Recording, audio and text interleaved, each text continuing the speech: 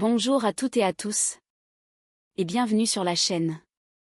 Aujourd'hui, nous allons plonger ensemble dans le résumé complet d'Ici tout commence, en avance, avec l'épisode 1355, un épisode charnière, tendu, profondément dérangeant, où les victoires apparentes commencent déjà à se fissurer. À l'Institut Auguste Armand, rien n'est jamais simple.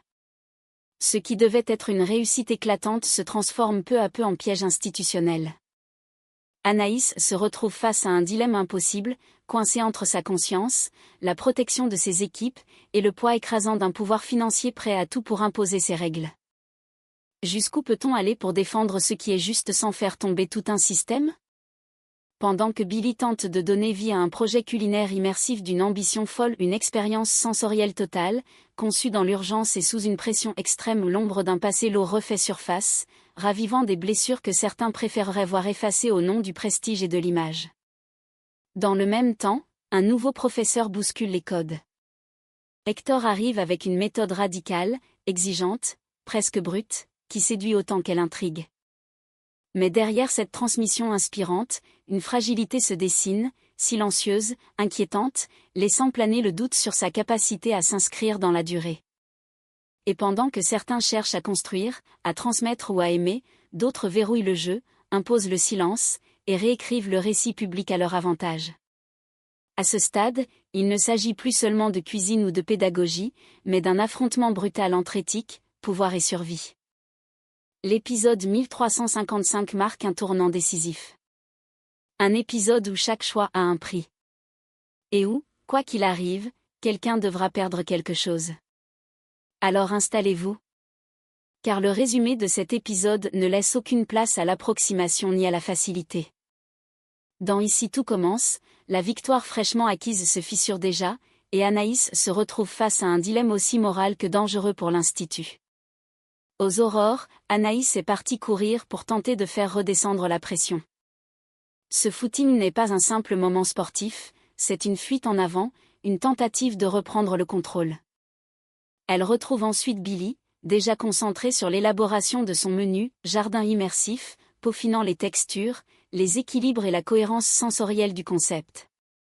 Anaïs lui annonce une bonne nouvelle, Storek a accepté le deal. Le projet est officiellement validé, la cérémonie peut avancer. Sur le papier, tout est parfait. Mais quelque chose cloche. Anaïs évite soigneusement un sujet. Elle ne prononce pas un nom. Elle n'a pas le courage d'abîmer cet instant de création et d'élan positif en révélant la vérité. Elle sait que si elle parle, tout peut s'effondrer. Billy, absorbé par son travail, ne voit encore rien. Mais Milan débarque et sent immédiatement la tension. Il comprend qu'Anaïs cache quelque chose d'important et lui glisse, sans détour, que Billy va forcément finir par capter. Le non-dit n'est jamais durable, surtout dans un projet aussi exposé. Acculée, Anaïs prend alors une décision lourde. Elle choisit d'aller demander directement à Storek de faire écarter Valdine. Un geste risqué, frontal, presque suicidaire sur le plan institutionnel. Elle sait que Valdine fait partie du jury, que le contrat est signé, et que Storek détient désormais un pouvoir financier énorme sur l'Institut. Mais pour Anaïs, la limite est claire. Elle ne peut pas avancer, ni protéger ses équipes, ni se regarder dans une glace en acceptant la présence de Valdine dans ce projet. Quitte à provoquer un affrontement, quitte à risquer des représailles financières, elle préfère tenter l'impossible plutôt que de se taire. À ce stade, une question domine tout. Jusqu'où Anaïs est-elle prête à aller pour protéger les siens sans sacrifier l'avenir de l'Institut ? Une scène plus légère vient apporter un contrepoint bienvenu aux tensions ambiantes, tout en révélant quelques vérités piquantes. Thelma taquine Léonard et Gary sans détour. Selon elle, ils sont devenus de vrais canards, trop amoureux pour rester objectifs. Léonard assume pleinement, il a même prévu un petit dîner pour fêter ses 2 mois avec Ismaël. Une attention tendre, qu'il évoque avec naturel et fierté, preuve qu'il vit cette relation de façon apaisée et assumée. Face à eux, Thelma constate qu'elle est toujours célibataire. Gary et Léonard, amusés mais lucides, lui font remarquer qu'elle est peut-être un peu trop difficile. Ils ont l'impression qu'elle analyse tout, qu'elle décortique chaque détail, chaque défaut potentiel, avant même de laisser une histoire commencer. Thelma se défend, affirmant qu'elle sait simplement ce qu'elle veut et surtout ce qu'elle ne veut plus. Pour trancher, il décide de lancer un petit jeu, presque anodin, destiné à tester ses critères et ses exigences. Et le résultat est sans appel, le jeu confirme leurs soupçons. Thelma place la barre très haut, parfois trop. À force de chercher une perfection idéale, elle risque de passer à côté de belles histoires, voire de l'amour de sa vie, sans même s'en rendre compte. Les garçons ne la jugent pas, mais s'inquiètent pour elle. Leur constat est simple, vouloir se protéger est légitime, mais l'amour implique aussi d'accepter l'imperfection, chez l'autre comme chez soi. Une vérité que Thelma entend, même si elle n'est pas encore prête à l'admettre totalement. À l'institut, pendant que certains construisent leur relation pas à pas, d'autres continuent de se demander s'ils doivent ouvrir la porte ou la garder fermée un peu plus longtemps. Le temps s'accélère brutalement et marque un double tournant, à la fois créatif et pédagogique. Billy passe à la vitesse supérieure. Pour porter son concept ambitieux de menu immersif, elle constitue enfin sa brigade et recrute Pénélope, tout comme Tom. L'équipe est désormais en place, mais le défi est colossal, il ne leur reste plus que 5 jours pour concevoir, tester et finaliser un menu à la hauteur des attentes du jury et du palace. L'objectif est clair et vertigineux, offrir aux clients une expérience culinaire en 4D. Pas seulement manger, mais ressentir. Les textures, les odeurs, les températures, les sons, l'environnement, tout doit participer à une immersion totale. Ce n'est plus un simple dîner, c'est une mise en scène sensorielle complète. La pression est immense, mais l'excitation aussi, ce projet peut tout changer pour Billy. Pendant ce temps, un autre événement majeur se joue à l'Institut. Hector s'apprête à donner son tout premier cours en tant que professeur. Un moment symbolique, attendu, presque solennel. Dans la salle, Gaspard, Matteo et Ismaël sont présents, curieux et attentifs à cette nouvelle approche. Dès le début, Hector impose sa méthode. Il annonce la règle principale, travailler avec les sens. Pas de sonde. Pas de minuteur. Pas de repères artificiels. La cuisson doit se sentir, s'écouter, se regarder. Avant même de commencer, Hector récupère les téléphones de tous les élèves. Pas de distraction, pas de chronomètre caché, pas de refuge numérique. Le message est clair, en cuisine, on doit être pleinement présent, connecté aux produits et à ses sensations. Entre la course contre la montre de Billy et l'essaignement radical d'Hector, l'Institut entre dans une phase décisive. D'un côté, une création totale sous pression extrême. De l'autre, une transmission exigeante, presque brute. Une chose est sûre, les prochains jours ne laisseront place ni à l'approximation ni à la facilité. Le bras de fer tant redouté a enfin lieu et il tourne clairement à l'avantage du pouvoir financier. Anaïs se rend à l'hôtel Jourdain pour un rendez-vous frontal avec Storek. Cette fois, elle ne contourne plus le problème. Elle vient lui parler ouvertement du chef Romain Valdine, de son passif lourd avec l'Institut, et de l'impact destructeur que sa présence peut avoir sur les équipes. Anaïs ne demande pas un compromis, elle exige qu'il soit remplacé au sein du jury et du projet. Mais la réponse de Storek est immédiate, froide, et sans la moindre ambiguïté. Pour lui, Valdine est avant tout un atout stratégique. Il tranche d'une phrase qui glace la discussion. J'ai besoin de son expertise. C'est un chef extrêmement compétent. La justice a tranché, ça me suffit pour me faire une opinion. Aucune place pour l'humain, pour le traumatisme, pour la mémoire de ce que l'Institut a traversé. Storek se retranche derrière la décision judiciaire, qu'il érige en vérité absolue, et derrière la performance professionnelle de Valdine. Le reste ne l'intéresse pas. Puis vient la menace, à peine voilée. Storek fait clairement comprendre à Anaïs que si elle tente quoi que ce soit, une éviction, une remise en question publique, un blocage du projet, il exigera des dédommagements financiers massifs, aussi bien à l'encontre de l'hôtel Jourdain que de l'Institut. Une pression directe, calculée, qui transforme le contrat en arme juridique. Anaïs comprend alors l'ampleur du piège. Le contrat est signé. Valdine est verrouillé par Storek. Et toute résistance pourrait coûter très cher, bien au-delà d'un simple échec de cérémonie. Désormais, Anaïs est face à un choix impossible. Se taire pour protéger l'Institut, ou se battre et risquer de le faire tomber. Et dans ce combat-là, Storek vient de montrer qu'il n'hésitera pas une seconde à écraser quiconque se mettra sur sa route. Dans Ici tout commence, l'affaire Romain Valdine provoque une onde de choc jusque dans les plus hautes sphères de décision de l'Institut. Consciente que la situation est devenue intenable, Anaïs convoque une réunion exceptionnelle avec Andrea, Clotilde et Jeanne.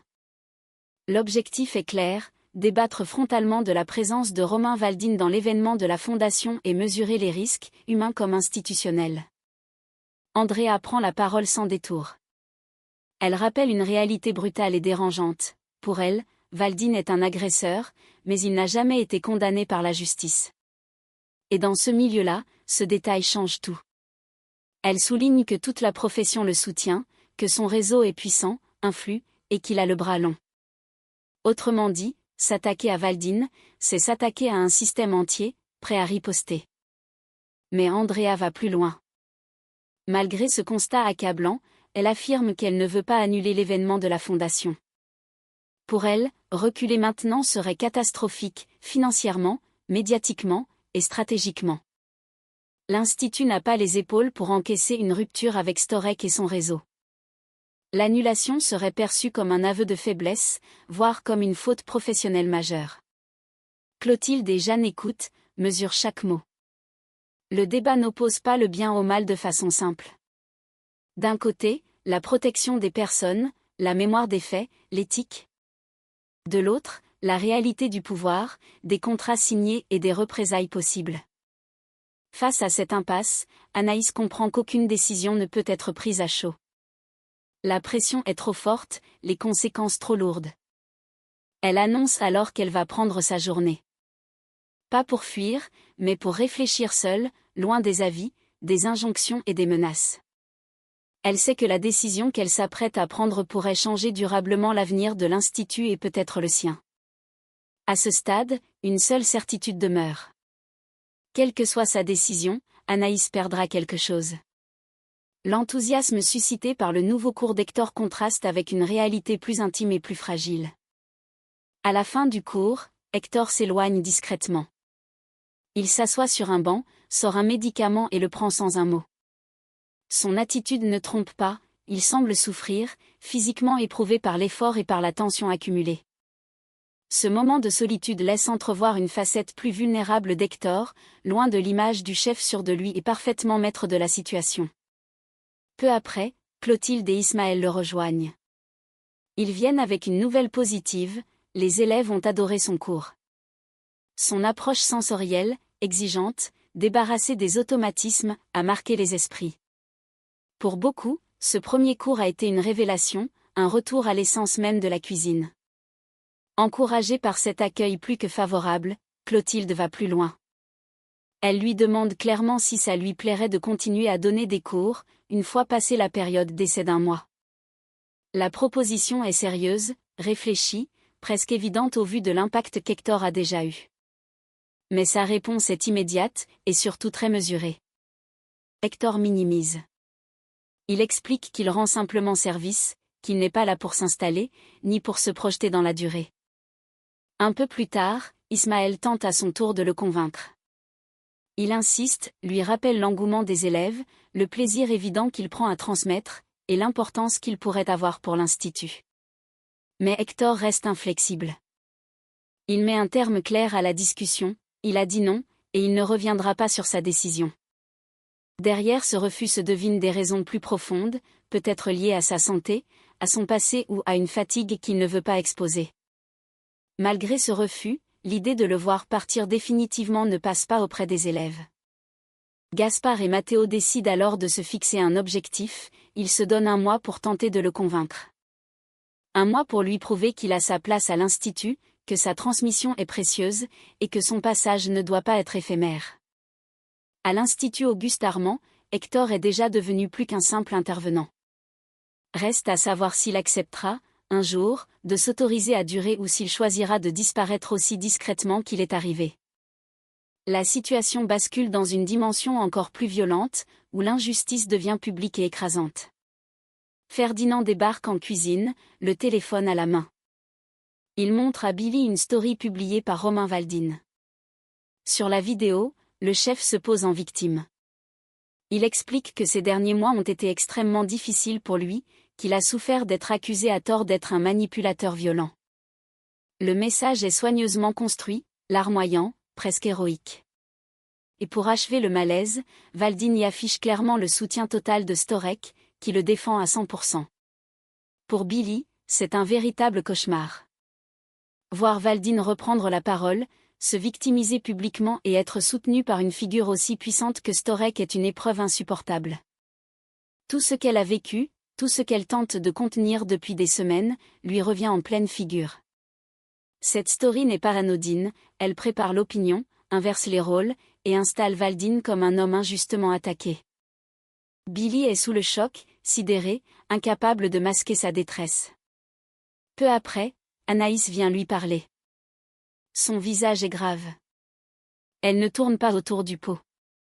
Elle avoue à Billy qu'elle est coincée, piégée par le contrat, par Storek, par les menaces financières qui pèsent désormais sur l'Institut et sur l'Hôtel Jourdain. Puis elle lâche la phrase que Billy redoutait plus que tout. Elles vont devoir travailler avec Valdin sur l'événement. À cet instant, tout s'effondre. Ce n'est plus une peur abstraite, ni un risque lointain. C'est une obligation concrète, imposée, institutionnalisée. Pour Billy, c'est le drame absolu. Travailler sur un projet d'une telle ampleur en collaboration avec celui qui incarne son traumatisme est une violence supplémentaire, presque inhumaine. Elle comprend que le système protège Valdin, l'expose, le valorise pendant qu'elle, une fois encore, doit encaisser et se taire. Cette séquence marque un point de rupture brutal. Valdin reprend le contrôle du récit public. Storek verrouille toute contestation. Anaïs est réduite à l'impuissance malgré sa volonté de protéger. Et Billy se retrouve sacrifié au nom de l'image, de l'argent et du prestige. À l'Institut, le combat n'est plus seulement moral ou émotionnel. Il devient structurel, profondément injuste. Et pour Billy, une question s'impose désormais avec une violence sourde. Jusqu'où devra-t-elle aller pour survivre à cette nouvelle épreuve sans se briser ? Et voilà où nous en sommes, à l'issue de cet épisode 1355 d'Ici tout commence. À l'Institut Auguste Armand, plus personne ne peut prétendre que la situation est simple. Ce qui se joue désormais dépasse largement une cérémonie, un menu ou un partenariat prestigieux. C'est un affrontement silencieux entre des valeurs humaines fragilisées et un système verrouillé par l'argent, les contrats et l'image. Anaïs ressort de cette épreuve profondément marquée. Elle a tout tenté, parlé, alerté, affronté. Mais face à elle, le pouvoir s'est montré inflexible, prêt à sacrifier l'humain pour préserver son influence. Son dilemme est cruel, se taire pour protéger l'Institut, ou se battre au risque de le voir s'effondrer. Et dans ce genre de choix, il n'y a jamais de victoire propre. Il n'y a que des pertes, visibles ou invisibles. Billy, elle, se retrouve enfermée dans une situation qui la dépasse. Son talent, son projet, son engagement deviennent secondaires face à une logique qui l'oblige à composer avec ce qu'elle redoute le plus. Ce n'est plus un défi créatif, c'est une épreuve intérieure, imposée, institutionnalisée. Et une question reste suspendue, combien de fois peut-on demander à quelqu'un d'avancer en ignorant ce qu'il ressent ? À côté de ce chaos, l'arrivée d'Hector a rappelé une vérité essentielle, transmettre, c'est aussi se dévoiler. Son enseignement a marqué les esprits, réveillé des vocations, redonné du sens. Mais sa fragilité, encore discrète, laisse planer une inquiétude. Peut-on donner autant aux autres sans finir par s'oublier soi-même ? Cet épisode ne cherche pas à rassurer. Il dérange, il met mal à l'aise, il pose des questions sans apporter de réponse facile. Et c'est précisément ce qui le rend si fort. À l'Institut, le combat n'est plus seulement pédagogique ou créatif. Il est moral, structurel, profondément humain. La suite s'annonce décisive. Car désormais, chaque choix aura des conséquences durables. Et certains silences pourraient coûter bien plus cher que des affrontements ouverts. Si cette analyse vous a plu, n'hésitez pas à laisser un like, à vous abonner à la chaîne et à partager votre ressenti en commentaire. Pensez-vous qu'Anaïs pourra encore inverser la situation ? Billy trouvera-t-elle la force de continuer sans se perdre? On en reparle très vite pour la suite d'Ici tout commence. À très bientôt.